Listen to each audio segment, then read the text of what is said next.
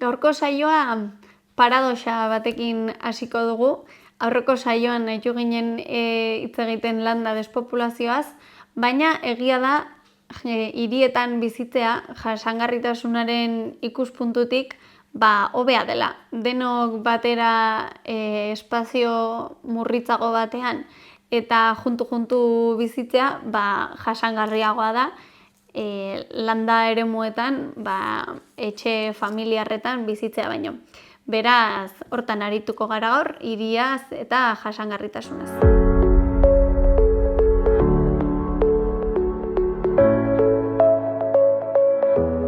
Munduko biztanleriaren erdia baino gehiago bizi da gaur egun hirietan, eta badirudi urteak pasata geroz eta gehiago izango direla hirietan bizi direnak, aipatu genuen landa exodoagatik.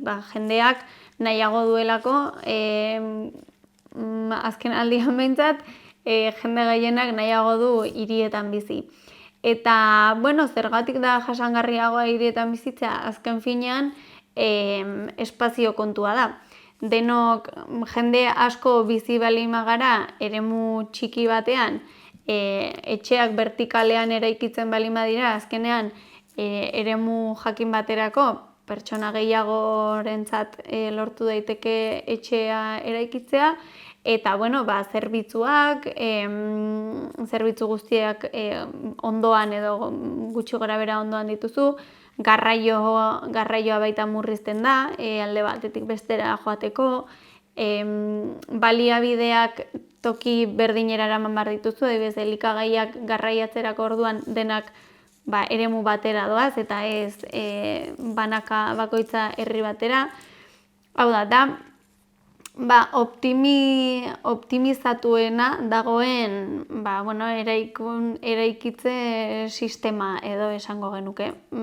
Azkenean espazio gutxiago okupatzen duzu, eta denok batera bizita optimizatuta dago baliabideak eta espazioa baita ere. Baina egia da baita ere, horregatik jende asko bizi delako hirietan, kutsadura handiena hirietan dela, noski, logikoa den bezala, eta kutsadura gainera hainbat mota daude. Dago kutsadura atmosferikoa, gasek eta garraiobideak, industriak, dena delakoak, gas kutsakorrak isuritzen dituztelako, azkenean kutsadura atmosferikoa handiagoa da hirietan. Kutsadura luminikoa ere badago, argiztatze sistema askoz gehiago eta indartsuagoak daudelako hirietan, eta baita gauez ere, beraz horrek baditu osasunean eraginak, kutsadura luminikoak, eta baita beste bizidunentzat ere, hirietan bizi diren beste animalientzat adibidez, kutsadura luminikoa bada arazo bat haien bizi zikloetan, eta kutsadura akustikoa ere badago hirietan, bertan dagoen mugimendu guztiagatik, garraioengatik, obrengatik, jendearengatik, azken finean bertan jende asko bizitzeak sortzen duen soinu guztia ere kutsadura kontsideratu daiteke. Bada azken aldian asko aipatzen den gai bat, deskonexioa, naturarekiko deskonexioa deitzen dena, eta honek esaten du jende geroz eta gehiago hirietan bizitzeak eragiten duela, eragiten ari dela, gizakia naturarengandik geroz eta deskonektatuago egotea. Eta, logikoa da, zu hirian bizi baldin bazara, azken finean leihotik begiratu eta ondoko eraikina ikusten baduzu, eta ez baldin baduzu ohiturarik edo ez baduzu gertu eremu naturalik, azkenean aldentzen zoaz naturatik. Eta geroz eta hirietan jende gehiago bizi, jende gehiagori pasako zaio hori. Edo hori da behintzat naturarekiko deskonexioak esaten duena. gainera, bueno, hirietan badaude, edo hirietatik gertu, eremu naturalak egon daitezke, baina askotan, eraldatuak egoten dira, edo pobreagoak izaten dira, eremu natural, sendoak baino, eta beraz, hirietan bizi den jendeak ikusten duen natura, ez da bere, egoera optimoan dagoen natura. Eta beraz horrek ere eragiten du, harremana moduren batean, ez gu ez ohartzea natura horrek duen balioaz, ez dugulako ikusten oso aberats. Eta orduan sortzen da gurpil bat, ez? Ikusten dugun natura ez da oso, aberatsa, beraz ez diogu baliorik ematen, ez dugu natura ikusten, iruditzen zaigu ez duela gurekin zer ikusirik, eta gurpil horrek sortzen du naturarekiko deskonexioa, eta noski hirietan bizitzeak handitzen du deskonexio hori. Bada, deskonexio hau hobetzeko edo buelta emateko badago prozesu bat, deitzen dara, hiriak naturalizatzea, hau da, hirietan bertan eremu naturalak sortzea.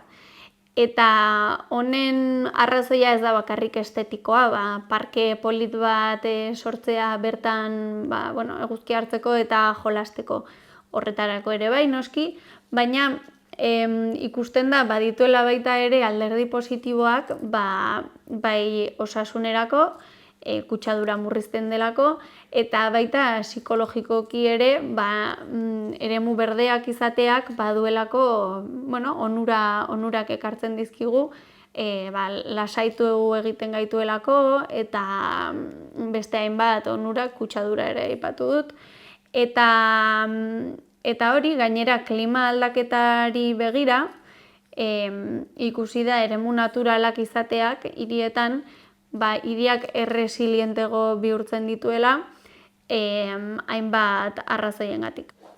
Hiriak naturalizatzearen arrazoietako bat izan daiteke adibidez, klima aldaketagatik tenperaturak igoko direla, eta ikusten da asfaltoak eta eraikinek bero asko xurgatzen dutela egunean zehar, eta gauez kanporatu egiten dute. Beraz, gauetan, hirietan bero gehiago egiten du. Aldiz, eremu naturalak eraikiko bagenitu hiri barruan, landaretzak justu kontrako egiten du. Gauean freskotasuna eta oxigenoa sortzen ditu. Beraz, bada adibidez, espero diren temperatura altuei begira, baliabide on bat eremu naturalak jartzea hirietan beroari aurre egiteko. Lehorteari begira baita ere,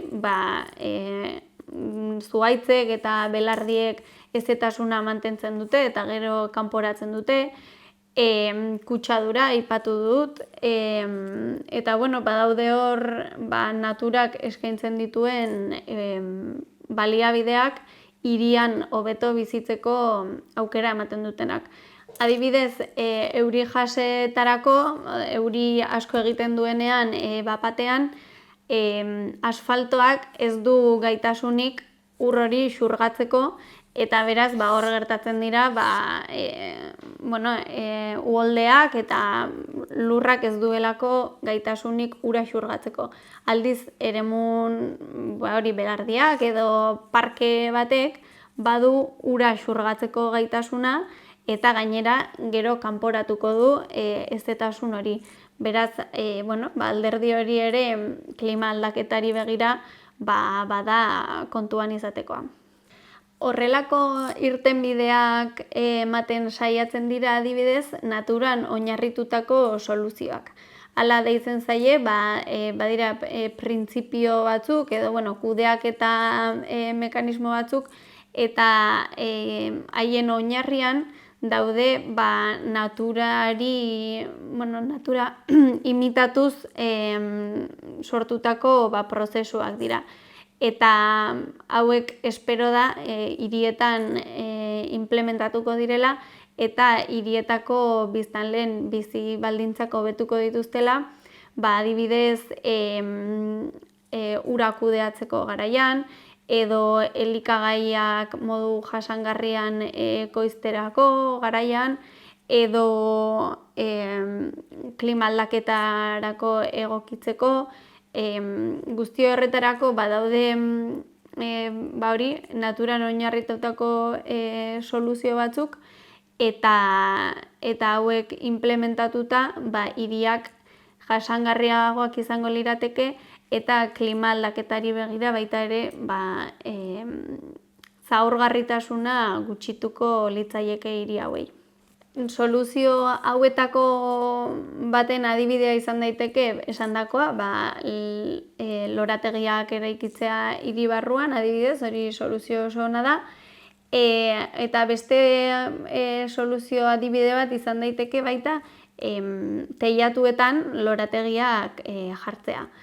Honek hainbat onura ditu, adibidez isolamendurako erabilgarriak dira, eta baita, hiriko bioaniztasuna handitzen dute, beraz badituzte bi aldetara, onurak, eta aipatutako uholdeentzako asfaltoa ez da oso zea ona, xurgatzaile ona, baina beste lur mota batzuk jarrita, uholdeei aurre egitea hori ere beste soluzio posible bat da.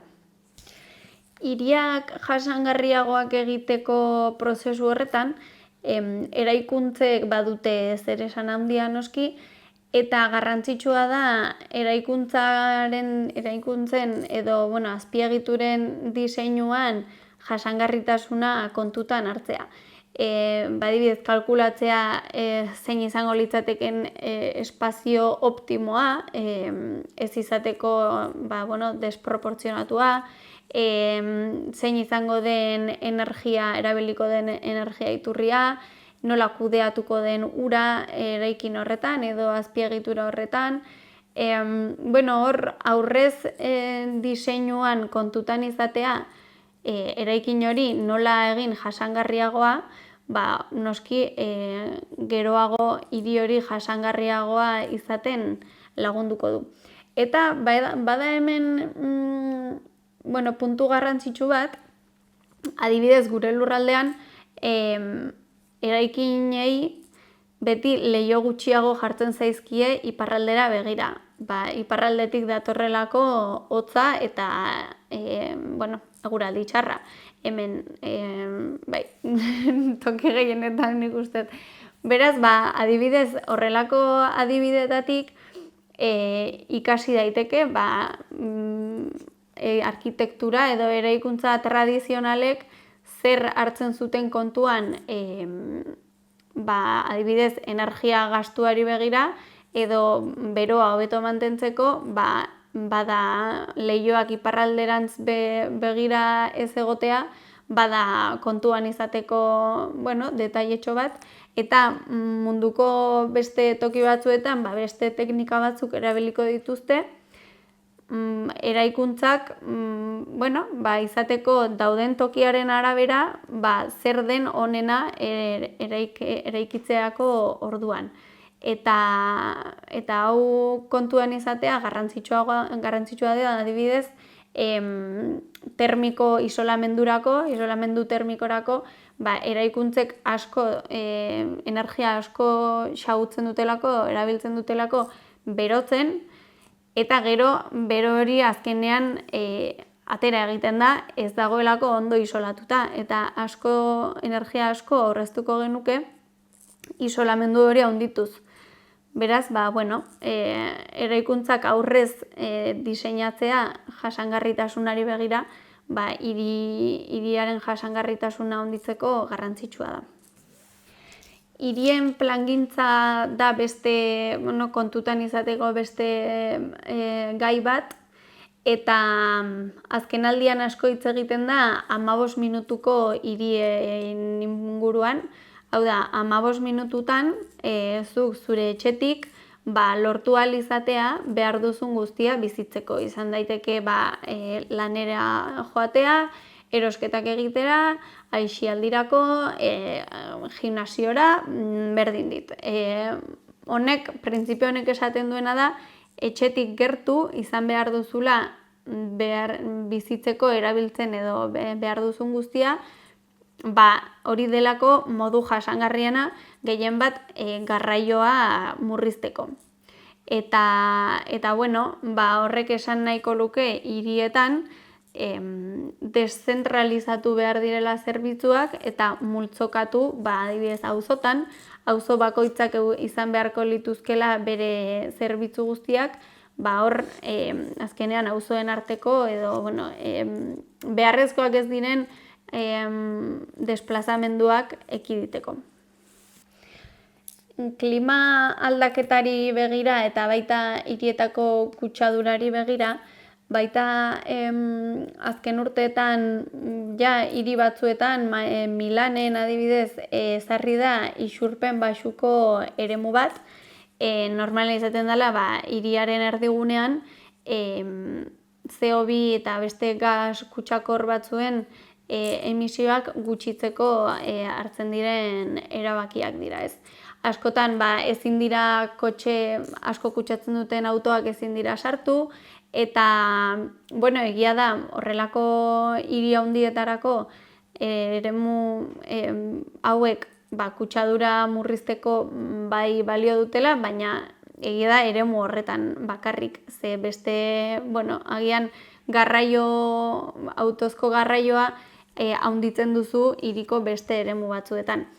Eta irtenbide honek baditu, eztabaidan dago gaur egun. Uste dut Iruñan jarri behar zutela, ez baldin badute jada jarri, Bilbon ere bai. Bere onurak ditu eta badaude, agian berrikusi behar diren puntu batzuk. Adibidez, kotxe zaharrak ezin baldin badira sartu ez, asko kutsatzen dutelako, noski horrela egiten duzuna da, agian jendeak kotxe berri bat erosi behar izatea, hor sartu nahi baldin badu behintzat. Eta azkenean, jende diru gehiago duen jendearentzat errazagoa da lege hau onartzea besteentzat baino. Eta ikusi da baita ere emisio baxuko eremu hauek gertatu daitekela baita jendea, diru gutxiago duen jendea desplazatzea, azkenean bertan bizi baldintzak hobeak izango direlako, eta adibidez bizilekuen prezioa igo daiteke eskusa horrekin, ez? Kutsadura gutxiago dagoelako. Bada interesgarria horrelako eremua jartzea, baino baditu kontuan hartu behar diren zailtasun edo arazo batzuk. Eta isurpen baxuko eremu ezari garela, aditu askok diote hirietako arazo handiena dela autoek garrantzia gehiagi dutela. Autoei leku asko eskaintzen zaiela eta adibidez oinezkoei edo bizikletakin mugitzen den jendeari gutxiegi. Ez bakarrik errepidegatik, baita parkinengatik, eta hori aparkatzeko baita kotxeentzako eremu asko hartzen dira. Beraz, hiriak jasangarriagoak egiteko prozesu horretan, bai azpimarratzen da autoari garrantzia kendu behar zaiola, eta garraio publikoa adibidez asko sendotu behar dela, jendearentzat baita errazagoa izateko garraio publikoa erabiltzea, kotxea erabiltzea baino. Eta bidegorriak baita ere, bizikletaz mugitu ahal izateko, 15 minutuko hiri hori lortuko bagenu gainera, segituan alde batetik bestera gure behar izan guztiak asetu ahal izateko. Eta, 15 minutuko hiri hauetan baliabide guztiak eduki ahal izango genituzke, baina egia da baliabide horiek, adibidez elikagaiak edo beste lehengaiak kanpotik ekarri behar direla.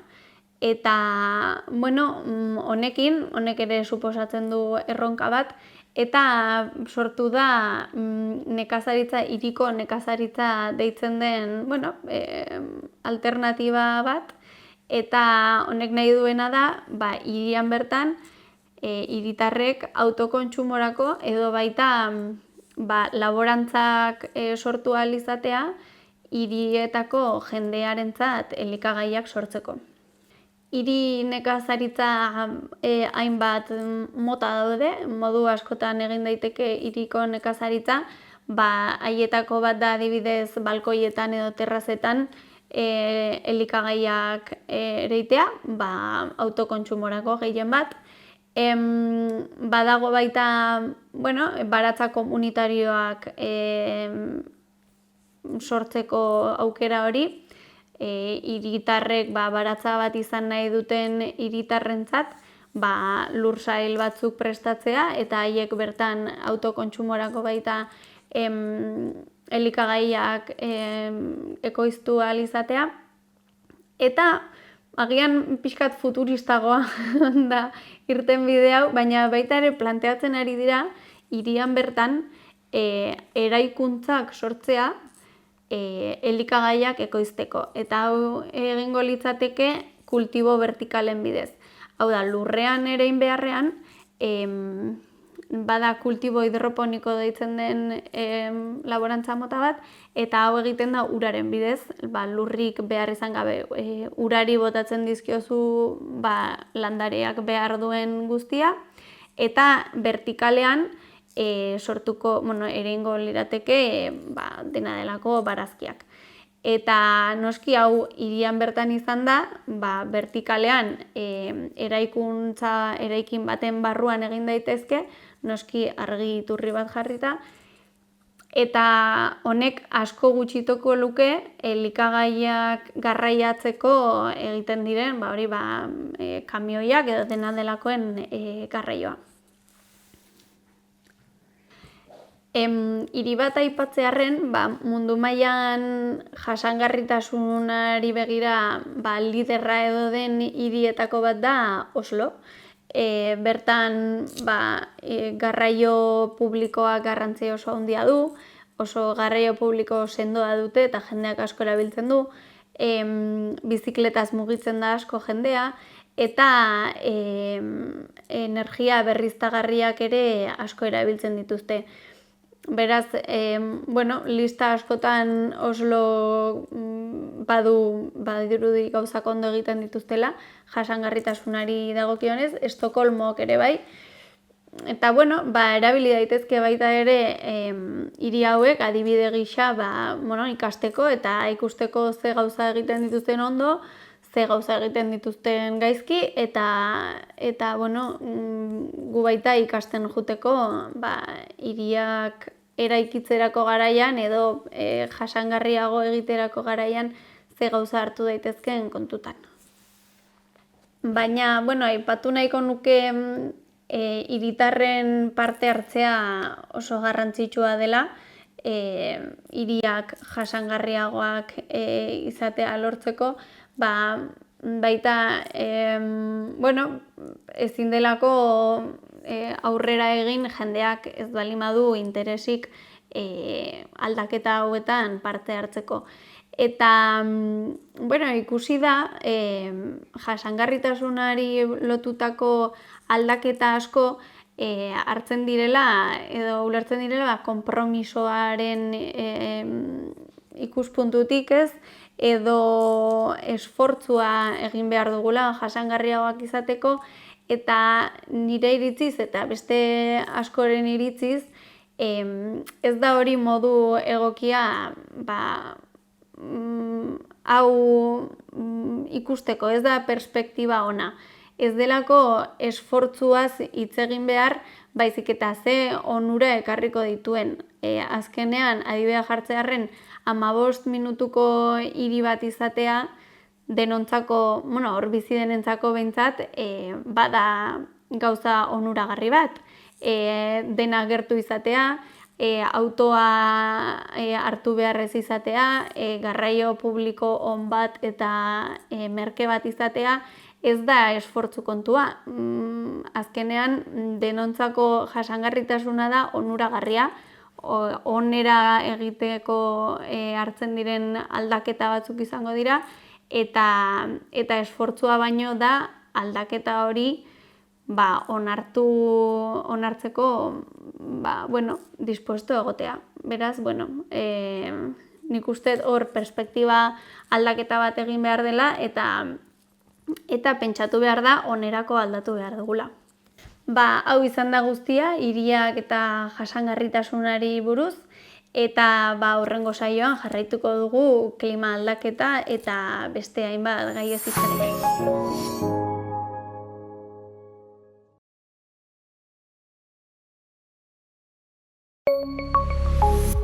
Gobierno de Navarra. Nafarroako gobernua.